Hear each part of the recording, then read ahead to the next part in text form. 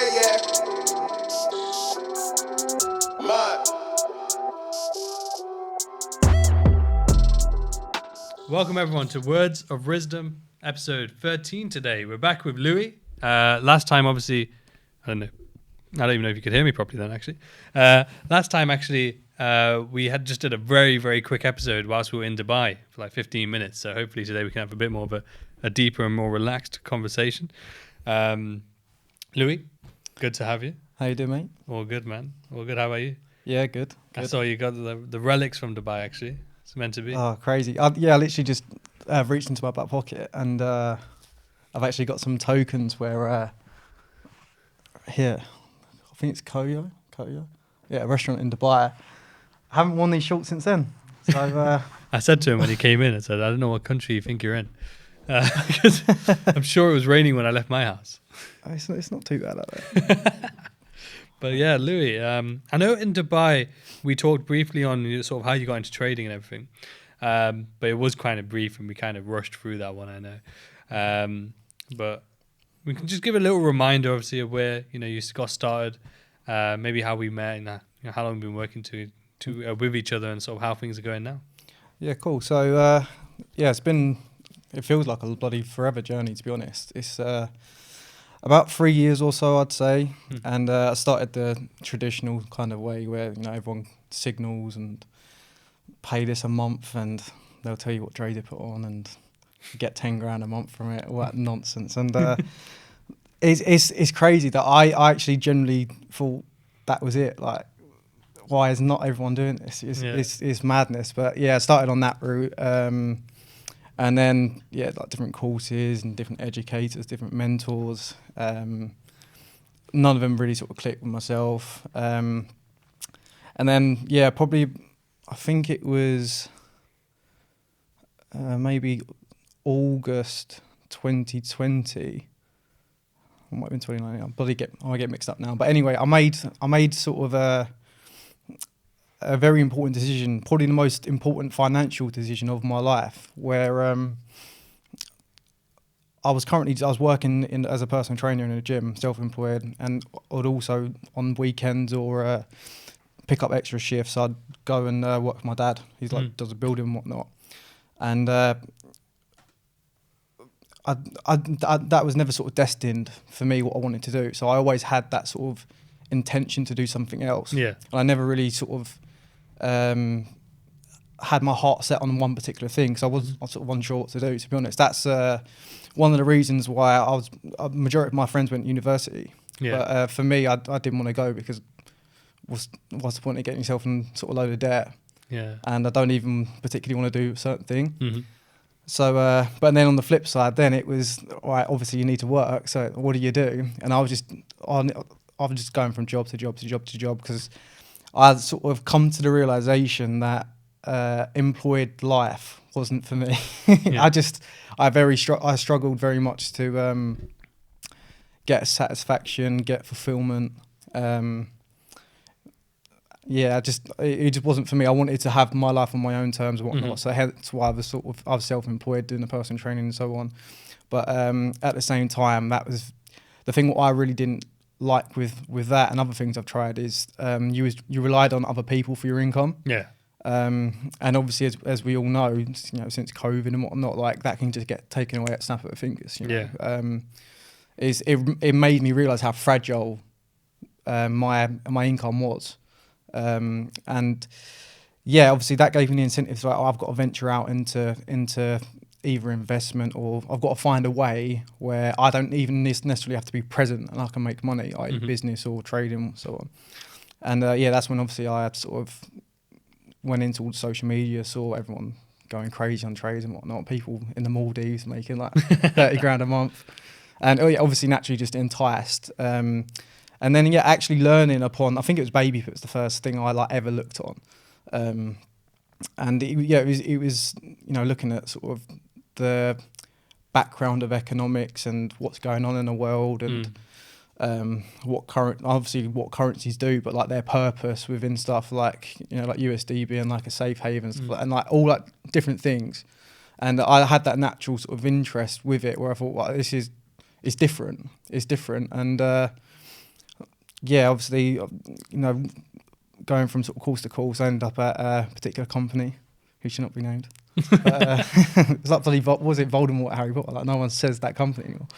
But but yeah, I ended up there. I think it was like 2019, and I ended up getting absolutely sort of shafted for all my savings. To be honest, like it was going back to that financial conscious decision. It was I had a particular pot of money, and probably 70% of that, and when I say a pot of money, that was like what I was worth, full stop. That wasn't just like that's an investment pot. That was like every penny to my name. And I thought, right, regardless if it's good or bad, the best investment I can make is in myself.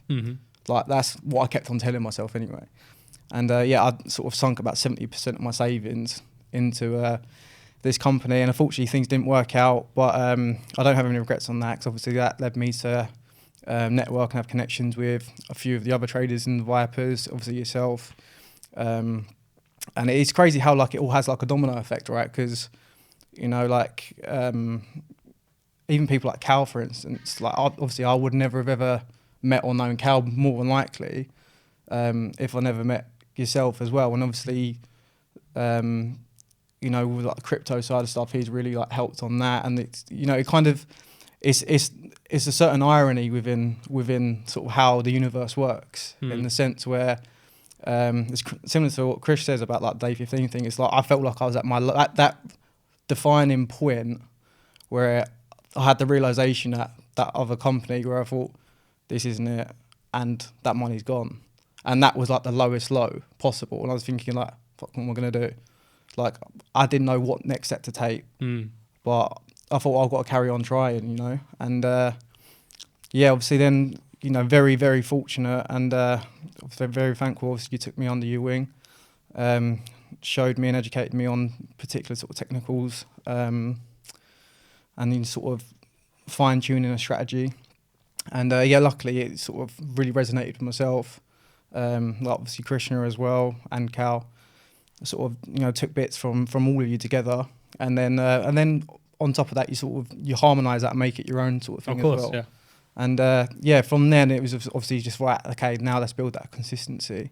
And yeah, sure enough, obviously after maybe 18 months of learning smart money concepts, if you will, yeah, this consistency is starting to be sort of recognised now.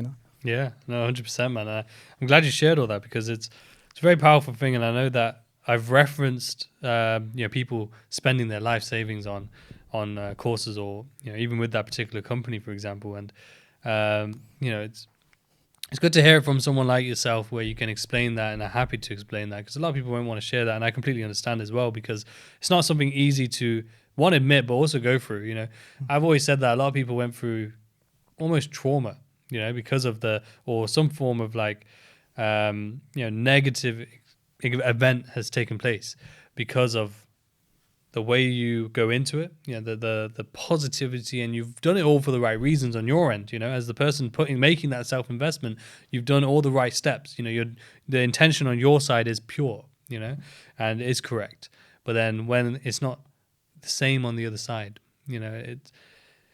it can really cause a negative spiral, and I know that kind of it started for you, but then you sort of reflected, as you said, caught yourself, and sort of were able to see the positives that came out of that, and I think a lot of people, fortunately, I've seen a lot of people do the similar, but then I've also seen obviously the opposite as well.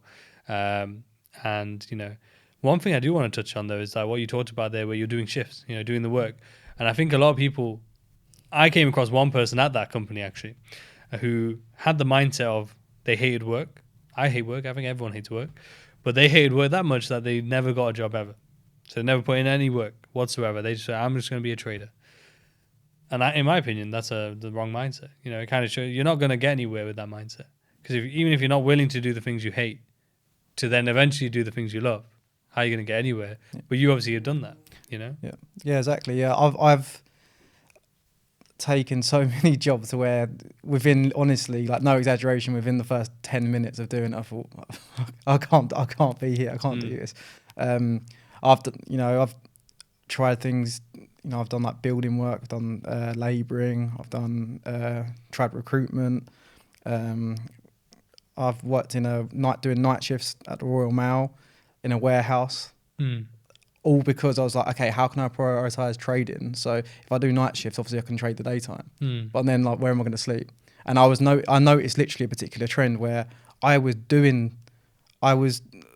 still, when I say it as well, this was all in the meantime of me still doing my personal training. Yeah. As that as well. So it was like juggling like 2 or 3 jobs. There's like 0 hours left in the day. And obviously it had a completely negative effect on my trading.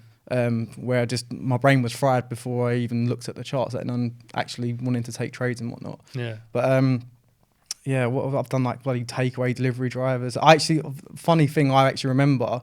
I don't know if you remember this, but I had like a defining moment when I done that, where I was trying to sort of continually build that safety net. So obviously then start venturing out and be a little bit more dependent on trading finances. And I remember I was on the way to a job delivering a pizza, and I remember ringing you saying like, "Fuck, I can't do this anymore. Like, this is ridiculous. Like, I've got to stop." And I remember you actually gave me that reassurance, like it's just part of the journey, it's part of the road.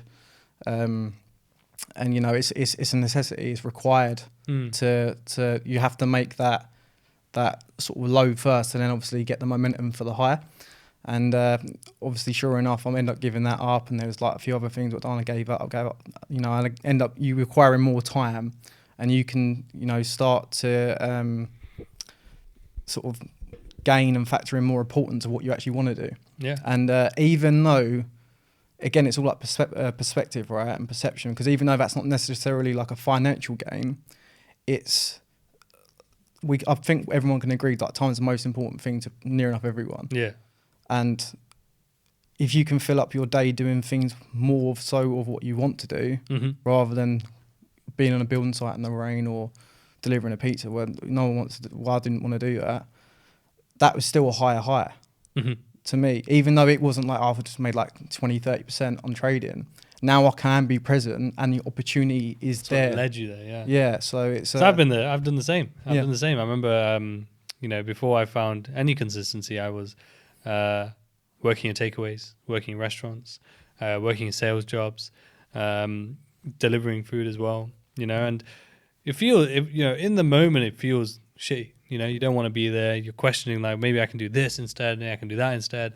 But you're understanding that it's necessary. Unfortunately, it's not a free life. You can't just, especially at this age, we have our free trial like until we're like about 16, 17, 18. But then everything after that is taxed on and paid for.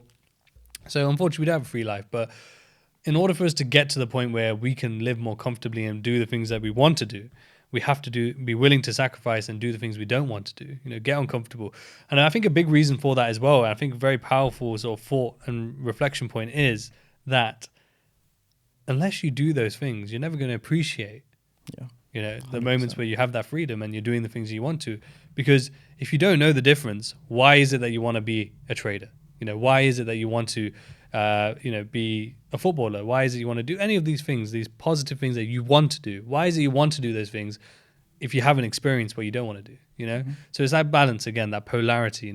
Understanding that I don't want to deliver pizzas. I don't want to work in a takeaway, right? I want to be a successful person, but I didn't know I wanted to be successful until I had to do these things, and experience these things. And anything, if in those moments where sometimes you slip up, you make a little mistake, you do a little bad judgment call and you have to do those things again, no problem. Why? Because again, this is a reminding force that this is why I don't want to do these things, This is why I need to, make the correct moves, make the correct decisions. And it's very powerful. I remember I delivered a pizza once and there was someone from my school, answered the door. And it was very embarrassing. It felt embarrassing. I didn't want to be there. But I'm going to deliver this guy's pizza, I don't know what he was doing at the time. I've been there. I ended up doing that as well. Yeah. And there are moments where, the classic 10 years down the line, you're doing well. The classic story that you will tell on a podcast or on an interview or whatever it may be. I actually have the irony of the guy who I delivered the pizza to literally messaged me 2 weeks ago about trading, saying, I see you're doing this. Like, how can I get into it? Yeah. And you just think like that's crazy how it's just like It goes full roundabout, circle. you know. Yeah, it goes full circle, and that's the thing. Like when you have the right intention and you trust the process, you know. And I never say like I would never say to anyone, trust the process means that you should ignore how you feel, you know, because when you try and suppress how you feel, even if it's negativity, you know, you feel a bit down, you feel a bit upset, you feel a bit, you know, even to a point where you're really down, right? If you try and suppress that, ignore that, it's never going to lead anywhere. It's not going to be positive, you know. You have to process things. You have to be able to take in and experience and feel what you're feeling, you know, your emotions. Otherwise, it just comes up in different areas. You know, it might end up actually, it might be something that's happening to you, but then you end up reflecting that onto someone else, you know, relationship or a different decision, you know, that could have been positive, but now you've made it negative. Or what ends up happening for a lot of people is they just leave it there buried inside, even when they're going through positivity now and they're in a place that they want to be, that will resurface, you know, and it'll be very confusing because you won't know where it's come from. So like, you know, making sure you do that as well, just, you know, experience it. You know, like I said, you need to experience it to understand and appreciate why you're trying to change, why you're trying to build, you know, like when I went through all that, you know, working through takeaways or having no money or not having a cash buffer, I needed to experience that because then I would appreciate why it's important to have a cash buffer, why it's important to, you know, work hard and why it's important for me to achieve my goal. Yeah, you know? for sure. And a lot of people aren't willing to do that. Like that person I explained, like they had a job for 1 week and they decided I'm never going to work. Right, I'm just going to trade. I have so many people who message me saying like, should I quit my job? Should I quit uni? I think Krishna actually asked me, you know, should I quit uni? And I gave the same advice. Don't quit. Why? Because right now, if you quit, do you have anything else? No. Do you have any income? No. Right? So you don't quit. Right? It's hard, you know, and I understand the intention behind thinking about making that choice is pure in the sense that you're thinking, if I quit, I have more time to dedicate to trading. I have more time to go all in. Now, I'm thinking going all in doesn't require you to quit, though, because if you quit with nothing, no income or cash buffer, trading is never going to work because you need that stability. You need that reinforcement to hold you up, you know? Sure. It's otherwise it's like you're basically trying to build on sand, you know? There's no foundation, there's no strength. It's just the most important thing. It's going to topple, yeah. And I know you worked hard at that. And then the thing is that now you've worked hard at it and you'll be able to say, like, now you've worked hard on it, you're in a much better place to then focus on trading. Yeah, for sure. Like, it's similar to what you were saying not so long ago about me and my partner. We actually moved out at the start of the year, and we sort of, you know, we had sort of all of our expenses lined out. Like, right, this is sort of our break-even level. Like, we need to hit this figure. Like, can we afford X, Y, and Z? And obviously, the irony how like living costs have just gone through the roof as well. So that kind of tarnished a lot of things, like the sort of the surplus money, if you will, what we both had. Not including our trading, was like we you know, we couldn't live a lavish lifestyle, but we was comfortable. And obviously ever so often that, you know, gets a little bit tighter. Hence why now obviously I'm trying to refine my own time to you know, maximize my opportunities within trading. So minor things that I'm grateful for, like not even actually winning a trade. I'm just grateful that 4 days a week now I can sit through London and I had the opportunity to trade. Yeah. Because like it wasn't so long ago I didn't have that. Exactly. And but yeah, like the foundations I think are just there. That's one sort of piece of advice I would constantly give. Funny enough, a couple of my friends literally a month ago, probably not even that, they both work in a building site that do bricklay and like hard work, you know what I mean? 5-6 days a week, all weathers. And the irony of they're self-employed, but it's that classic, you're self-employed because you want to work less hours and work for yourself, but you actually end up doing more. Yeah. And at the start, it's more for less as well, isn't it? And they both said, you know, where we had the bank holidays, like, as you know, obviously this week, and, you know, there might be an occasion where they get like rained off, where they're doing like bricklaying and stuff. And obviously they don't work, they don't get paid. And they, as soon as they come to me, it was like, right, can I, you know, can you teach me how to trade? Or can you point me in a direction? And I was like, obviously, I said, like, yes, I can, but what's your situation right now? And then they're saying, and there's like, I haven't got any savings at all. I haven't got and I'm trying to make them learn from my mistakes. Yeah. Because that's what I never done. Yeah, exactly. Yeah. And I said to him, like, just get minimum 3, ideally 6 months, maybe even 12 months of whatever your overheads are in front of you. Build them strong foundations, because you're not going to topple over if a down day does happen, which, and it's not if it will happen, it will happen, because it happens to every single person. And yeah, like, obviously they sort of acknowledge that, and that's actually what they're doing now. So it's so important. I would say, like, if I could give someone who's more of a novice in trading, or they're not trading and they're looking to get into it, that's priceless advice. I'd say, like, gain a strong foundation. Yeah. And you can sort of build off of that. Well, I think not just priceless for someone getting into trading, or but just generally, not even people who are trying to be successful. Even if they're happy to live their normal life, working and all that, completely respectable as well. But it's priceless advice for anyone, because anything can happen at any time. And COVID taught us a very powerful lesson that anything can happen. Like, the government can decide that you can't go to work anymore, you have to stay home. Ones if they didn't do the scheme, like, where they paid you 80% furlough. Ones if that didn't happen, right? And again, like, for someone like yourself who's self-employed, you didn't get furlough, right? No. So, like, exactly, anything can happen. So imagine you have no cash buffer ever in just an everyday life. It's such a very powerful tool, and not only that, in terms of peace of mind, you can live for the weekend, no problem. If you have the cash buffer there, live for the weekend all day long, because if something happens, you got that peace of mind knowing that you got exactly whatever your cash buffer you've set aside, whether it's 3 months, 6 months, 12 months. My ideal is 12 months. That's the end goal, but you have to start somewhere. 1 month, 2 months, 3 months.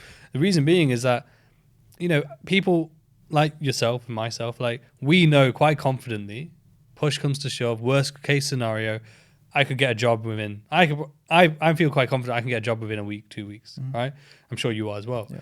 But worst case scenario, I know that I have 12 months, right? I have 12 months where I can still cover all my expenses, and look for a job and get back on my feet, or whatever it may be, right?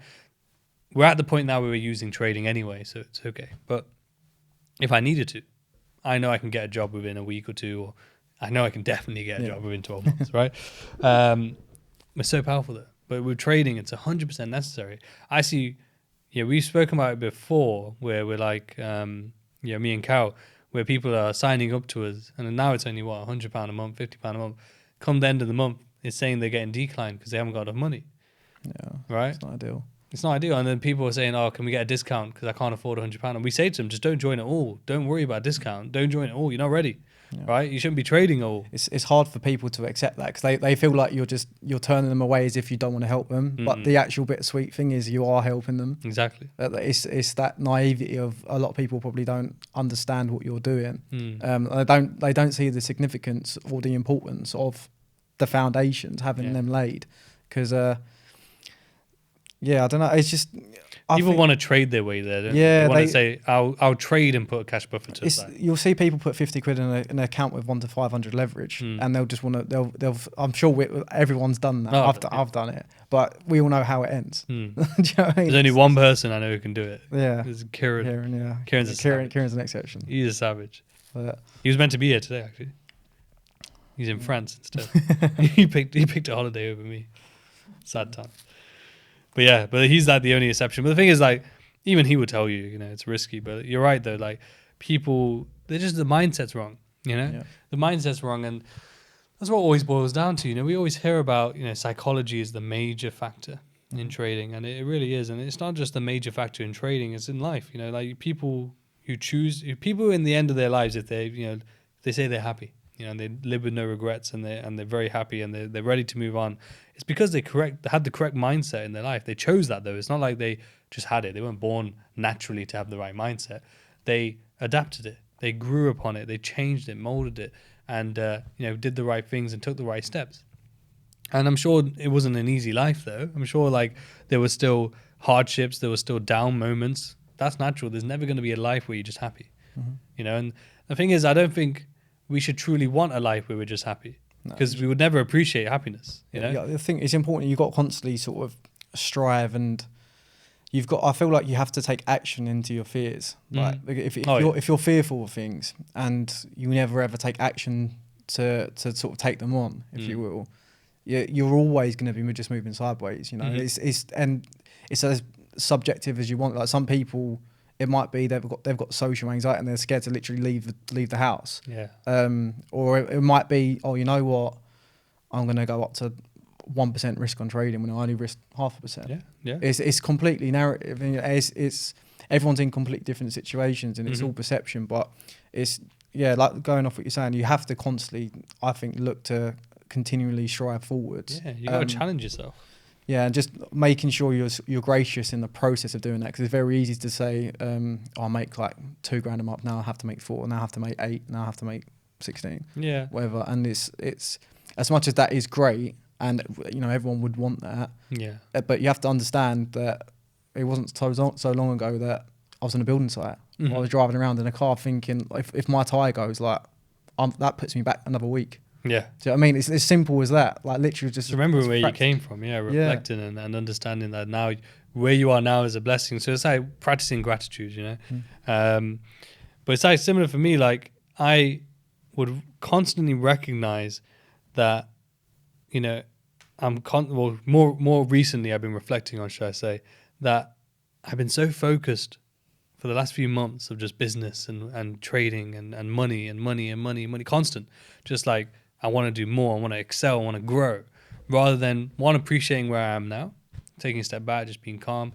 Because trying to just focus purely, constantly, all the time on growth, it's not healthy.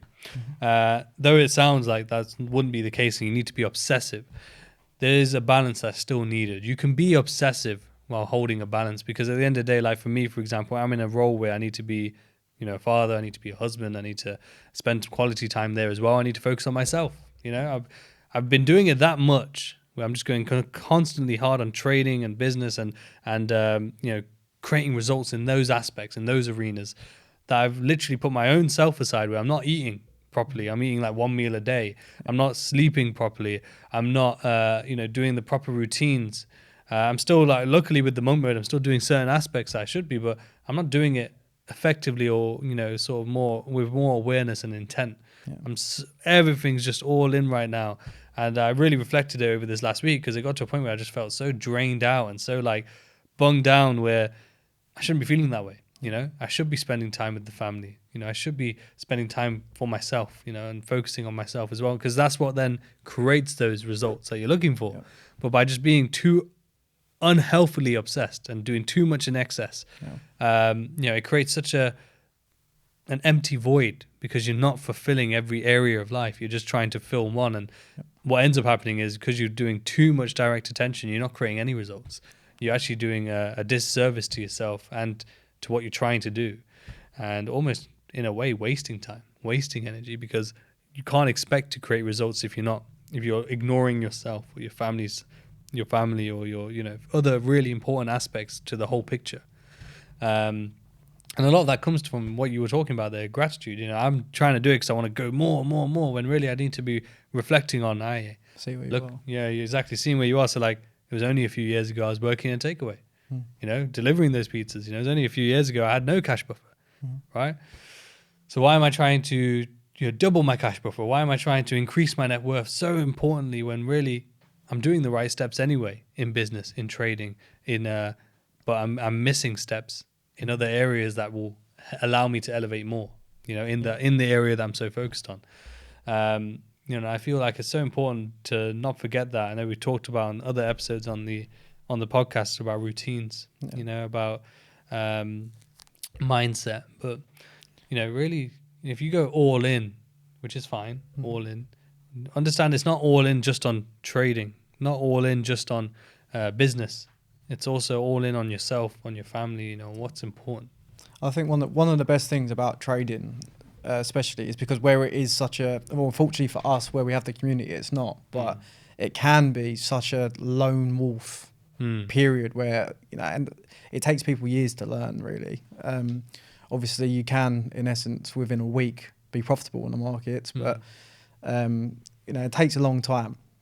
And it can be a completely lonely road, even if you're in a community and you're surrounded by you sort of like to think that everyone's got like-minded sort of views and opinions on the world, so it's naturally with a positive vibe. And then if you have like that losing streak, that 10 loss losing streak, which does happen ever so often, you don't want to, because that's so positive and this is so negative, you kind of don't want to either share it or you just don't want to share it, because you just think, we're just going to bring everyone down. You don't want to just sort of be a downer on the whole sort of mood, if you will. But obviously that's what the community is there for. That's what people are there for. That's what mentors are there for, to step you out the muddy situations and sort of put things right for you. And also, trading so unique in the sense where you're constantly testing yourself. You constantly have sort of reflective periods where it doesn't matter how well or how bad you've done a month. You understand what works for you, what doesn't. But morning routines, for instance, something I've actually implemented since coming back from Dubai was I read a book whilst in Dubai called Atomic Habits. I'm sure you've heard of it. It's quite a famous one. And one thing that really resonated from that book, which is actually the most simplest of things, but often overlooked, is if you want to implement a habit, you should make it stupidly easy. So it becomes a habit to do. And then obviously then you can grow upon it. So what I had done, I had a very good time in Dubai where we was going out eating everywhere, drinking quite a bit and whatnot. And I wanted to get sort of my health and my fitness sort of back to where it needs to be, because the irony of being, I don't want to veer off the conversation, but the irony of being a personal trainer, if you will, is I actually grew to resent going to the gym, because all I was doing associated was to work. Yeah, I associated with negativity, with bad things where people would let you down, or money problems, or like constant hardship. Yeah. And then I had no fulfillment doing it anymore. Even working out for myself, I just didn't enjoy it. And I can't remember what I was saying now. What was I getting at? It's lost me now. But what was I saying now? I'm trying to remember. What was I talking about? I'm the worst for this. Atomic Habits, right? So the habits, right? So, we come back from Dubai, right? I said, right, what's this something so stupid, but I know I can do it. Okay, so my mornings are very particular, where I try and get up at a certain time. I read sort of 10 pages of my book. I'll go meditate. I'll go walk the dog. And then I'm like, right, after that I'm ready for London. And that's kind of like my little routine checklist. And I know for a fact I can still get winning trades if I don't do that routine, but my mind's at ease when that routine is done and then London's there ready, because it's just like, okay, like I'm all checked off. It's like a grounding technique, It's like also like a dopamine hit, because you've achieved X amount, That's what we do with the monk mode. That's what I do as well. Very similar sort of habits. Like I'll wake up, I'll meditate, I'll read a book. I'll normally do my sort of walk and exercise in the morning. Then I'll get on the charts. And by that point, I've already achieved X, Y, Z. I've already experienced and grown my knowledge through the book, and then calm the mind through the meditation. So, those grounding routines are so important, I think, and not just as traders, but especially with trading, because we have specific time time periods where we're active, especially as scalpers, for example. But using London or Frankfurt Open and New York Open, there's specific time. So trying to prepare that mindset to be clear and to be efficient and ready to strike should the time arise, but being primed. I started doing this so basic thing, right, where I knew I could do it comfortably, but I woke up and was like, right, how can I achieve that particular goal of like, I want to be healthier, I want to be fitter and whatnot. And again, it was starting at real basics. So I thought, you know what, as soon as I wake up in the morning, before I do anything, this is going to be my main priority. As soon as I wake up in the morning, stupid, 5 press-ups, 5 sit-ups, 5 burpees. But 5 burpees. But horrible. Never. Disgusting. But from then on, every single day, I had 1. Yeah. So the next day 6, and the next day 7, and it puts you in that mindset of I'm better than what I was yesterday. Yep. Just by doing that. And I know I'm stupid. I have education. I know that 5 press-ups, 5 burpees, 5 sit-ups is not going to change my physique. I know it's not. And even if you do that 30, whatever it is, You know, it's obviously comes in with nutrition and stuff as well, but it's having that mindset of, okay, well, I'm better than what was You're yesterday. doing more, yeah. And you're doing more all the time, you know, and you're fulfilling that goal. Well, it makes a massive difference, because the way I say is, like, if you were doing 0 before, you're now doing 100% return, you know, by doing 5, you know, and if you go from 5 to 6, you're now doing whatever percentage return on that, you know. And it's like you say, it's always trying to grow. You're not just, all you're doing is just making sure you're not staying the same. Yeah. You're not staying stagnant. And I like that, though. I really do, because obviously, you know, thinking in terms of making it easy to begin with, so that you can then push yourself and make it harder. But because you've started off and you're slowly doing it, it's not going to be like a shock to the system. It's not going to be like your mind's going to be like, no, don't do this. Yeah. You know, I like that. The funny thing is, like, you know, I'm on, like, I think on day like, I think it's like 43, I think this morning was. And you think, oh, yesterday I done 42. You get to, like, I got to like 40, and I'm like, oh, like, you know, struggling. You want to, and you're like, all I need to do is one more than I done yesterday. It's actually having that mindset of, I've literally just got to do one more. And we just think, well, if I've done it yesterday, I can do it today. Yeah. And all you're doing is increasing that by 1. But again, it's exponential gains, because you think, well, where you are going to be now to, you know, 6 to 12 months time. You know, I'm not going to be looking forward to doing it when it's like 300, 300, you know. I might have to readjust something. No. Yeah, I want to see the video. Maybe like Rocky or something. That's it, man. We get that tune. Maybe we can get that tune playing now. Yeah. But Louis, I appreciate you coming down. I think we thanks for got some inviting. Good convo. Yeah, no. We'll do more. I want to get to a point where we can do like I don't know. I would say a debate, but remember when we did a debate at the Brexit debate? Yeah, I remember that. bad or good memories, I don't know.